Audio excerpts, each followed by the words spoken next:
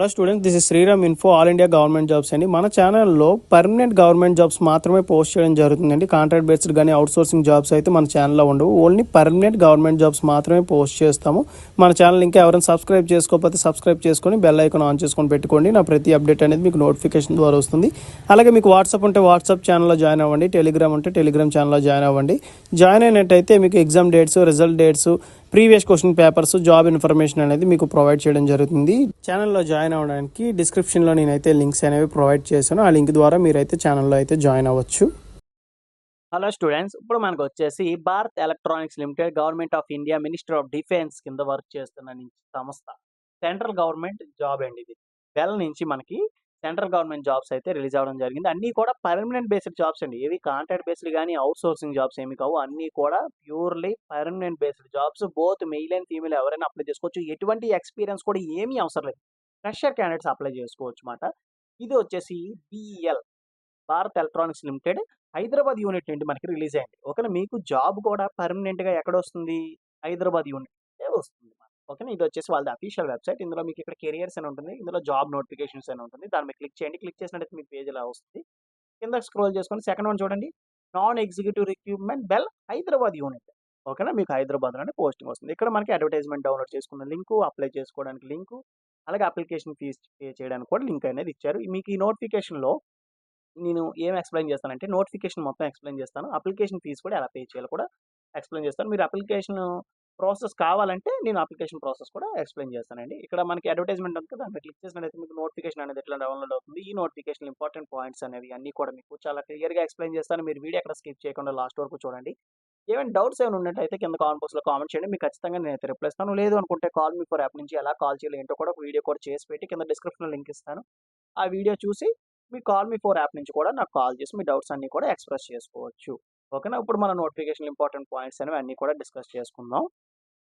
ఇది వచ్చేసి మనకి Bharat electronics limited government of India enterprises under the ministry of defence కింద వర్క్ చేస్తున్న సంస్థ అండి. అండ్ నెక్స్ట్ ఇక్కడ వచ్చేసి అడ్వర్టైజ్మెంట్ నెంబర్, అలాగే డేట్ వచ్చేసి మనకి 19th March 2025 అయితే నోటిఫికేషన్ రిలీజ్ అయింది. అప్లికేషన్ ప్రాసెస్ అనేది ఆల్రెడీ స్టార్ట్ అయింది కాబట్టి మీరు లాస్ట్ డేట్ చూసుకున్నట్టయితే 9th April 2025 అయితే ఎండ్ అవుతుంది. ఈ డేట్స్ లో మీరు ఆన్లైన్లో అప్లై చేసుకోవాలి. లింక్స్ అన్ని కూడా నేను కింద డిస్క్రిప్షన్లో ఇస్తాను.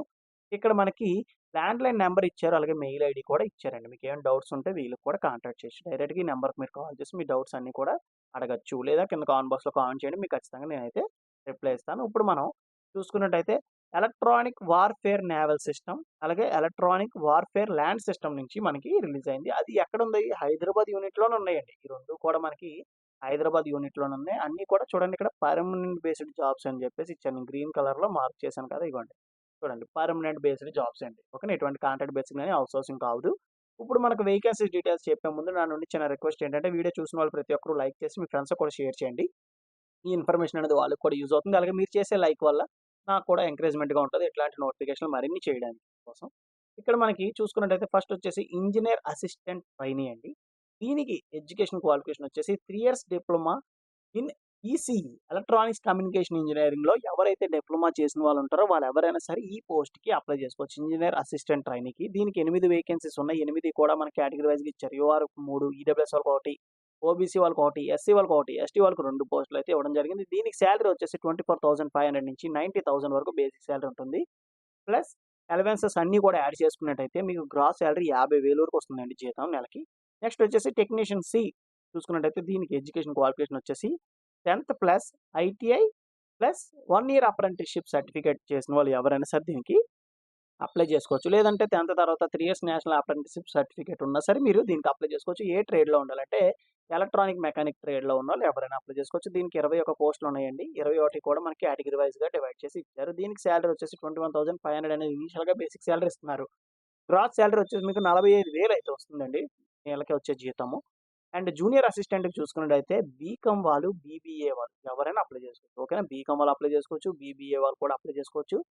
3 వేకెన్సీస్ ఉన్నాయి. 3 కూడా కేటగిరీ వైజ్గా ఇచ్చారు. దీనికి కూడా జీతం ఎంత వస్తుందంటే మీకు 45,000 వస్తుందండి. నెలకు వచ్చే జీతం మీకు 45,000 అయితే ఉంటుంది. నెక్స్ట్ ఇక్కడ మనకి చాలా ఇంపార్టెంట్ పాయింట్ ఏంటంటే ఇంజనీర్ అసిస్టెంట్ ట్రైనింగ్ వచ్చేసి మీకు ఇనీషియల్గా 6 months ట్రైనింగ్ అనేది బెంగళూరులో ఉంటుంది. 6 నెలలు మీరు బెంగళూరుకి వెళ్ళి ట్రైనింగ్ ఇస్తారు. ట్రైనింగ్ తర్వాత మిమ్మల్ని హైదరాబాద్‌లో రెగ్యులరైజ్ చేస్తారు. మీకు పోస్టింగ్ హైదరాబాద్‌లో ఉంటుంది. భయపడాల్సిన అవసరం లే. బట్ 6 మంత్స్ ట్రైనింగ్ ఉంటుంది. ఓకేనా? నెలకొచ్చి మీకు ట్రైనింగ్‌లో 24,000 జీతం ఇస్తారు. తర్వాత మీకు 50,000 అయితే ఇస్తారు 6 నెలల తర్వాత. జూనియర్ అసిస్టెంట్‌కొచ్చేసి మీకు హైదరాబాద్‌లో ఉంటుంది. ప్రాబ్లమ్ అయితే ఏమి లేదు. ఎలిజిబిలిటీ క్రైటీరియా చూసుకున్నట్టయితే ఇండియన్ సిటిజన్‌షిప్ అయ్యుండాలి. వాళ్ళు మాత్రమే ఎలిజిబుల్ అండి. ఓకేనా? ఇండియన్స్. అండ్ నెక్స్ట్ వచ్చేసి ఏజ్ లిమిట్ చూసుకున్నట్టయితే యాస్ ఆన్ 1 మార్చ్ 2025 వరకు వీళ్ళైతే ఏజ్ లిమిట్ అనేది కాలిక్యులేట్ చేస్తారు. అన్ని పోస్టులు కూడా ఇంజినీర్ అసిస్టెంట్ ట్రైనీకి, టెక్నీషియన్‌కి, జూనియర్ అసిస్టెంట్‌కి మూడిట్లకి కూడా ఎడ్యుకేషన్ క్వాలిఫికేషన్ ఎక్స్‌ప్లెయిన్ చేశాను కదా! ఇప్పుడు మనకి ఏజ్ లిమిట్ చూసుకున్నట్టయితే 18 ఇయర్స్ నుంచి 28 ఇయర్స్ వరకు కూడా ఎవ్వరైనా సరే అప్లై చేసుకోవచ్చు. Age relaxation as per government rule ప్రకారంగా ఓబీసీ వాళ్ళకొచ్చేసి 3 ఇయర్స్, ఎస్సీ, ఎస్టీ క్యాండిడేట్స్‌కొచ్చేసి 5 ఇయర్స్, పీడబ్ల్యూడీ క్యాండిడేట్స్‌కొచ్చేసి 10 ఇయర్స్ అనేది ఏజ్ రిలాక్సేషన్ అయితే ఉంటుందండి. ఎడ్యుకేషన్ క్వాలిఫికేషన్ అన్నీ కూడా రెగ్యులర్‌గా ఉండాలి. అండ్ నెక్స్ట్ వచ్చేసి 18 ఇయర్స్ మినిమమ్ అయితే మీకు కంప్లీట్ అయ్యి ఉండాలి.